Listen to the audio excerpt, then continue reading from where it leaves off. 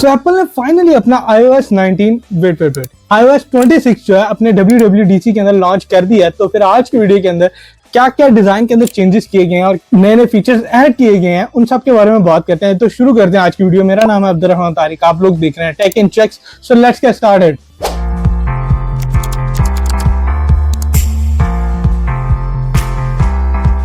तो सबसे पहले बात करते हैं, एप्पल ने iOS 19 निकालना था, ये iOS 26 क्यों निकाला है।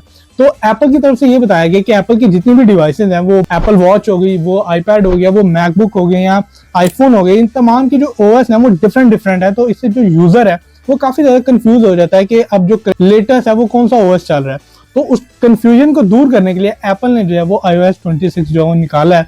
अब जो है वो जो करंट ईयर होगा उस हिसाब से जो है वो ओएस आया करेंगे। इसी तरह अब जो OS 26 है वो आईफोन का भी यही है, वो वॉच OS का भी यही होगा। इस तरह आईपैड OS 26, उसके बाद मैकबुक OS 26 आपको देखने को मिलेगा। तो जितने भी OS वो 26 से ही प्रोनाउंस किए जाएंगे।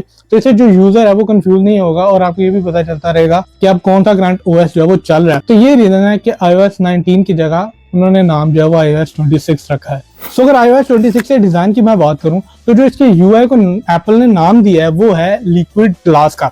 बेसिकली अब से जो है वो आपके जो आइकन है आपको देखने को मिलेंगे वो कंप्लीटली जो है वो ट्रांसपेरेंट देखने को, एकदम ग्लास की तरह। आपको जो क्विक सेटिंग के अंदर नोटिफिकेशन देखने को मिलेंगी वो भी कंप्लीट ट्रांसपेरेंट आपको डिजाइन देखने को मिलेगा। इसके साथ आपको जो कंट्रोल पैनल के अंदर जो है वो सेटिंग देखने को मिलेंगी सारी, वो भी आपको जो है वो एकदम ग्लास की तरह ट्रांसपेरेंट देखने को मिलेंगी। इनफैक्ट आपको बटन जो है वो भी ट्रांसपेरेंट देखने को मिलेंगे और कंप्लीटली जो है आपको एक थीम है जिससे आप अपने तमाम आइकन्स को ट्रांसपेरेंट जो है वो कर सकते हो। लिक्विड ग्लास बेसिकली इसको एप्पल की तरफ से नाम दिया गया है। उसके बाद आपको लॉक स्क्रीन पे भी काफी ज्यादा मजे की एनिमेशन देखने को मिलेंगी। अगर आप लॉक स्क्रीन पर कोई इमेज सेट करते हो तो वो ऑटोमेटिकली 3D इमेज के अंदर कन्वर्ट हो जाएगी और आप जो है वो काफी ज्यादा साइड बाय साइड देखोगे तो आपको जो है वो 3D फीलिंग आएगी। और उसके बाद आपको जो लॉक देखने को मिलेगा लॉक स्क्रीन के अंदर, जो आपको टाइमर देखने को मिलेगा बेसिकली वो जो है वो खुद ब खुद जो है आपकी इमेज के हिसाब से रीसाइज होता रहेगा। और काफी ज्यादा ये भी एनिमेशन देखने में कूल लगती है, जो कि आईफोन यूजर्स के लिए काफी ज्यादा मजे की बात है, क्योंकि वो इन फीचर्स के लिए काफी देर से तरस रहे हैं, जो कि एंड्रॉइड यूजर यही सारे फीचर्स को काफी टाइम पहले से जो है वो यूज कर रहे हैं। तो आईफोन यूजर्स के लिए ये अच्छी न्यूज है। चीटिंग करता है तो आई मैसेजिंग ऐप के अंदर भी काफी ज्यादा चेंजेस किए गए हैं। तो पहले जो चेंज है व्हाट्सएप की तरह अब आप यहाँ पर भी जो है वो बैकग्राउंड के इमेजेस को चेंज कर सकते हो, आप डिफरेंट जो है वो इमेजेस लगा सकते हो। अगला फीचर जो कि सैमसंग फोन के अंदर काफी टाइम पहले से आ रहा है और वो फाइनली जो है वो आपको आईफोन के अंदर भी देखने को मिलेगा, वो है रियल टाइम ट्रांसलेशन जो है वो अब आपको वाइल चैटिंग देखने को मिलेगी। तो अगर आपको जो है चैटिंग करते हुए ट्रांसलेट करना है कोई वर्ड को किसी भी, तो आप जो इजीली ट्रांसलेट कर सकते हो, जो कि सैमसंग फोन के अंदर काफी टाइम पहले से आ रहा है। तो इसी के साथ आपको आई मैसेजेस के अंदर अब आपको जो है वो अननोन मैसेजेस की भी एक अलग कैटेगरी देखने को मिलेगी। अगर फॉर एग्जांपल कोई स्कैमर का मैसेज है तो वो अननोन कैटेगरी के अंदर जाएगा, जिसको देखकर आप जो है वो स्पैम फोल्डर के अंदर भेज सकते हो, जो कि काफी ज्यादा अच्छा फीचर है इसका। सो इसी तरह आप आई मैसेजेस के अंदर ग्रुप्स भी बना सकते हो व्हाट्सएप की तरह, और अब से आप जो है वो पोल भी क्रिएट कर सकते हो किसी से सजेशंस लेने के लिए। और आपको इस बार जिस तरह व्हाट्सएप के अंदर शो होता है कि कोई बंदा टाइप कर रहा है, आपको वो भी इंडिकेटर जो है वो आई मैसेजेस के अंदर देखने को मिलेगा। और आप जो है वो आई मैसेजेस का यूज करते हुए आप पेमेंट्स भी कर सकते हो। एप्पल पे भी आपको देखने को मिलता है और मुझे नहीं लगता ये इंडिया या पाकिस्तान में कहीं भी यूज होगा, लेकिन आप जो है वो ये फीचर अब आपको देखने को मिल जाता है आई मैसेजेस के अंदर कि आप एप्पल पे का यूज करके पेमेंट्स कर सकते हो।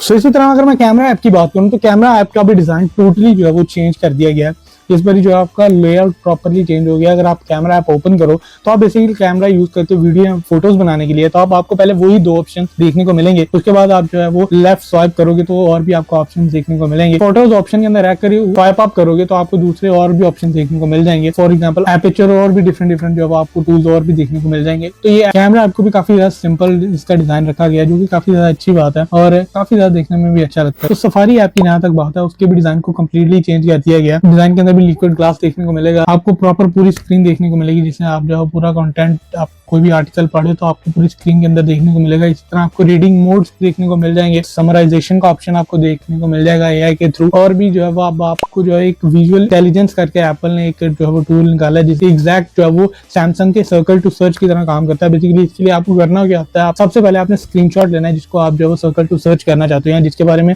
आप जो है वो इन्फॉर्मेशन लेना चाहते हो, आप सर्कल टू सर्च करोगे, उसके बाद जो है आपको एक आस्क का ऑप्शन देखने को मिलेगा। स्क्रीनशॉट लेने के बाद ये सारे प्रोसेस है, उसके बाद आप आस्क करोगे तो आपको वो उस जिसको आपने हाईलाइट किया होगा उसके रिलेटेड जो है वो आपको सारे रिजल्ट्स जो है वो शो कर देगा। चैट जीपीटी के साथ बेसिकली कोलैबोरेशन करके ये विजुअल इंटेलिजेंस बनाया गया। सो कॉलिंग ऐप के डिजाइन के अंदर भी काफी ज्यादा चेंजेस किए गए हैं। इसके डिजाइन को बेसिकली नाम दिया गया यूनिफाइड का।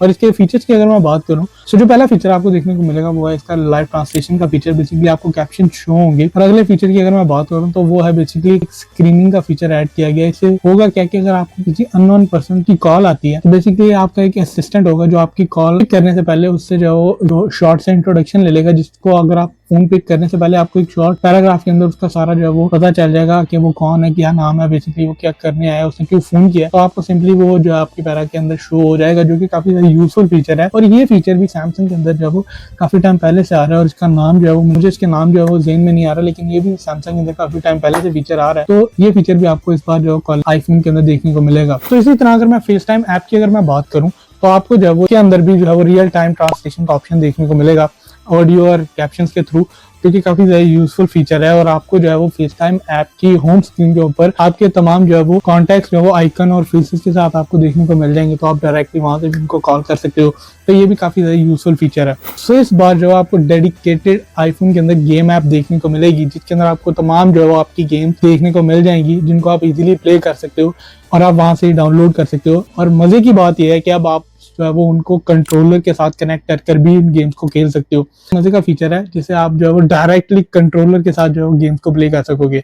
काफी ज्यादा मजे का एक्सपीरियंस आपको देखने को मिलेगा। तो iOS 26 के अंदर आप जेन इमोजीज भी जनरेट करवा सकते हो एआई का यूज कर आप डिफरेंट जो है वो स्टाइल के जेन इमोजीज जो है वो क्रिएट करवा सकते हो। इसी तरह आप जो है आपको बैटरी के अंदर भी ये पता चल जाएगा कि आपका फोन जो है वो कितने टाइम तक जो है वो फुल चार्ज हो जाएगा। तो ये थे वो सारे फीचर जो आपको iOS 26 के अंदर देखने को मिलेंगे।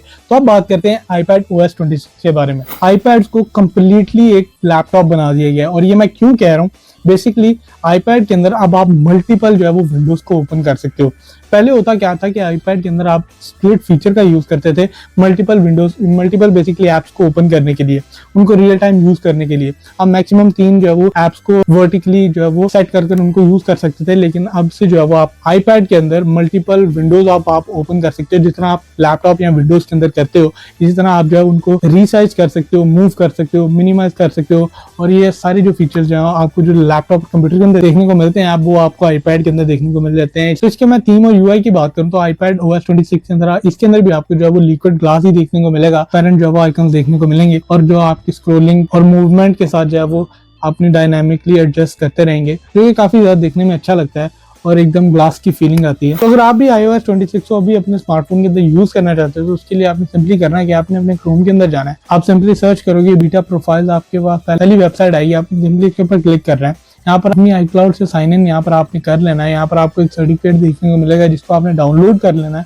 डाउनलोड करने के बाद आपने सिंपली अपनी सेटिंग्स के अंदर जाना है, iOS अपडेट्स के अंदर जाना है। यहाँ पर आपको वही ऑप्शन देखने को मिल जाएगा, आपको बीटा प्रोफाइल्स का ऑप्शन देखने को मिल जाएगा। आपने सिंपली उसको डाउनलोड कर लेना है, दैट्स इट। तो ये जो है वो बीटा प्रोफाइल आपके स्मार्टफोन के अंदर डाउनलोड हो जाएगी। फुली iOS 26 को जो है वो यूज कर सकते हो। लेकिन आपको पहले बता दूं कि इसके काफी ज्यादा बग्स होंगे, क्योंकि अभी अपने बीटा प्रोफाइल के अंदर अपनी टेस्टिंग के अंदर है। तो इसके अंदर आपको काफी ज्यादा जो वो बग्स देखने को मिलेंगे, आपको एरर्स देखने को मिलेंगे, आपका फोन की बैटरी गर्म हो सकती है। तो आप अपने बिहाफ पर जो है इसे इंस्टॉल करना। अपना ओपिनियन बताऊं कि iOS 26 के ऊपर तो एप्पल ने कुछ जो है वो हट के नहीं किया। ये काफ़ी ज़्यादा जो है वो कॉपी चीज़ें एंड्रॉयड से, क्योंकि काफ़ी ज़्यादा ऐसे फीचर्स हैं जो कि एंड्रॉयड के अंदर स्मार्टफोन के अंदर काफ़ी पहले से हैं। आईफोन यूज़र हैं जो काफ़ी टाइम पहले से आईफोन यूज़र हैं, शायद उनको अच्छे लगे, लेकिन जो एंड्रॉयड यूज़र्स हैं उनको शायद ये इतना ज़्यादा अच्छा नहीं लगेगा। और मुझे भी यही वजह कि इतना ज़्यादा अच्छा नहीं लगा, क्योंकि काफ़ी ज़्यादा फीचर्स ऐसे हैं जो काफ़ी टाइम पहले से एंड्रॉयड स्मार्टफोन के अंदर अवेलेबल हैं।